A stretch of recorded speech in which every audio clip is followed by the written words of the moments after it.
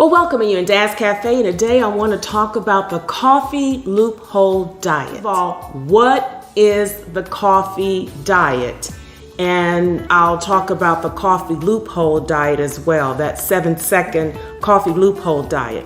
The coffee diet was created by Dr. Bob Arnott. I think that's how you pronounce his name. But he wrote the book, The Coffee Lover's Diet, and a lot of people love coffee. Now, I'll be drinking, but this is water in here because I got a lot to talk about.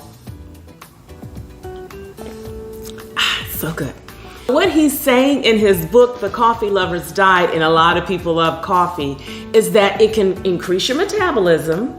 It can also help with fat burning. And to follow this diet, he recommends that you drink at least 3 cups of coffee a day, at least. And it has to be black coffee, no sugar, no cream. And he wants you also to follow a 1,500 calorie diet. And the diet would be whole grain, he promotes, fruits and vegetables.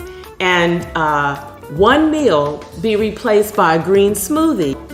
And then the other meals, the whole grains, the fruits, and the vegetables. And he definitely wants you to limit processed foods. So with any dietary plan, I always want to know, well, is it effective? Is it sustainable?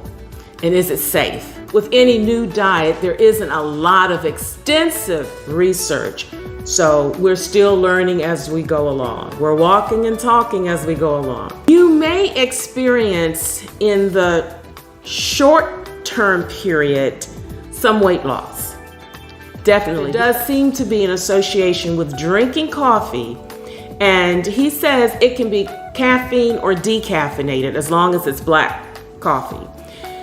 But so you can, in the short term, experience some weight loss, but it's not a healthy diet in the long term, and you could have some negative health effects. Now, I want to interject in here that the aspects that he recommends, other than the coffee, be it caffeine or decaf, those principles I support.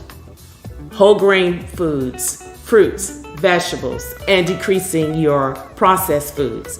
And 1,500 calories is doable for most people.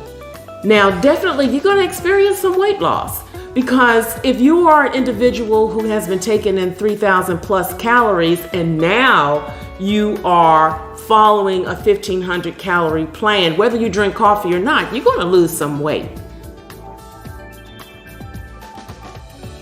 Now, the 7-second loophole diet, because there's a lot of buzz about that. You know, the coffee diet, that's the base. But the 7-second loophole diet, you know, if you're feeling that you want to eat and you just crave something, at that time, drink a cup of black coffee within 7 seconds of your feeling that way, and then you will feel full. If you drink a big cup of coffee, you're going to feel full, and that would help to decrease your appetite. At the same time, you are increasing your metabolic rate because you're taking in that caffeine.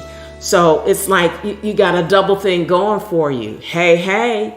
But with that 7-second coffee loophole, that technique that they want you to do, there is a supplement that comes along with that. And that supplement consists of chromium. Now, chromium is a trace element, and it helps to metabolize protein, fats, and carbohydrates. It activates the insulin to do what the insulin does. It also has the supplement in it, L-carnitine. Well, L-carnitine can increase your fat metabolism or lipid metabolism. It's also used for weight loss. So this is in that supplement as well. You have green tea extract in that supplement, which has caffeine in it, and capsaicin.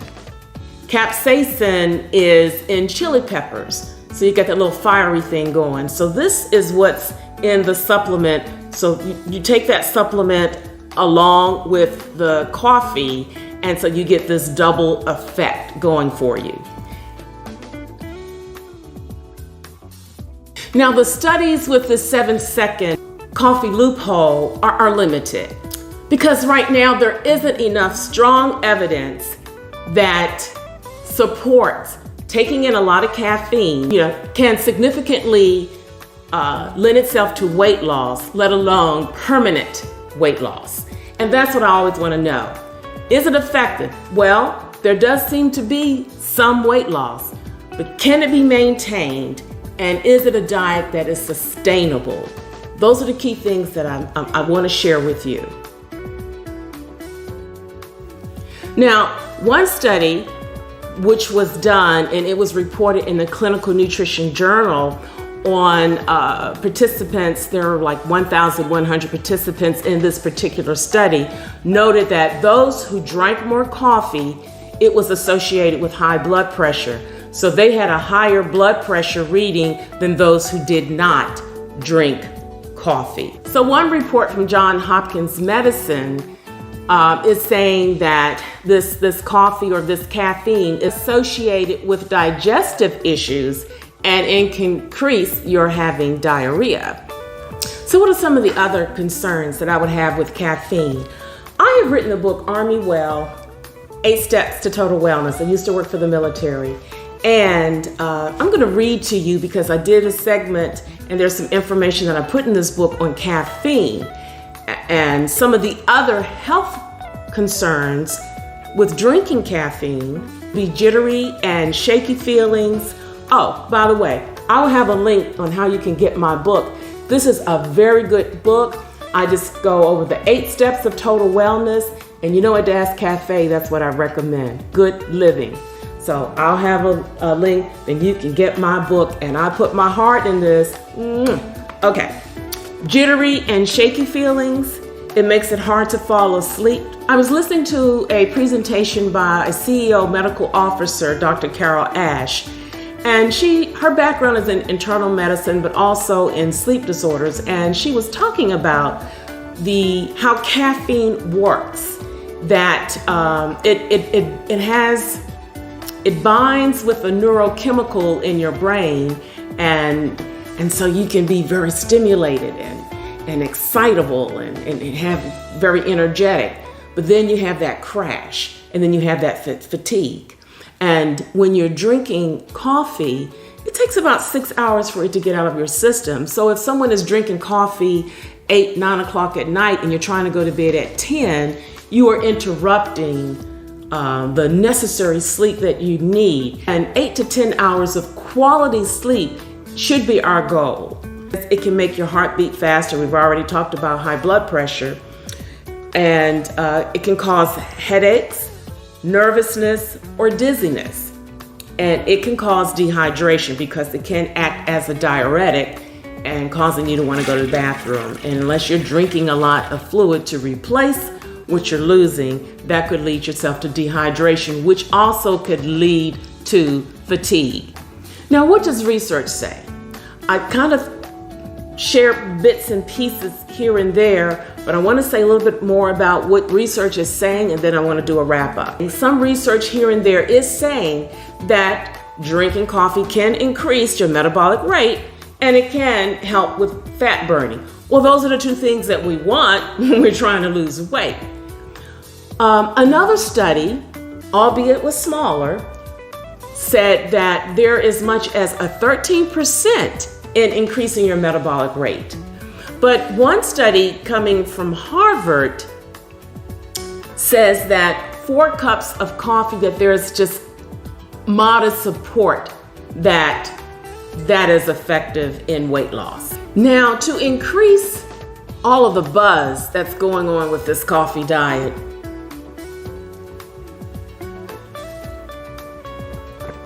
you've got those celebrities that have jumped on that bandwagon. Yes, they driving it here and there. They jumped on that bandwagon. So you've got J-Lo, Kelly Clarkson, and I'll have a link. I talk about the Kelly Clarkson diet because she does more than just the coffee diet. There is another diet that she had been following. And Jennifer Aniston, going with that 7-second coffee loophole, where you drink that black coffee within 7 seconds of your wanting to eat. And if you're gonna drink a big glass or a cup of coffee, you don't have the calories versus 3 slices of chocolate cake. Oh yeah, that's going to be effective. And then the supplements that I've mentioned, those supplements, the chromium, the L-carnitine, the green tea extract, which has caffeine in it, and the capsaicin, which is found in chili pepper. And so you take that supplement too, and that's the craze right now.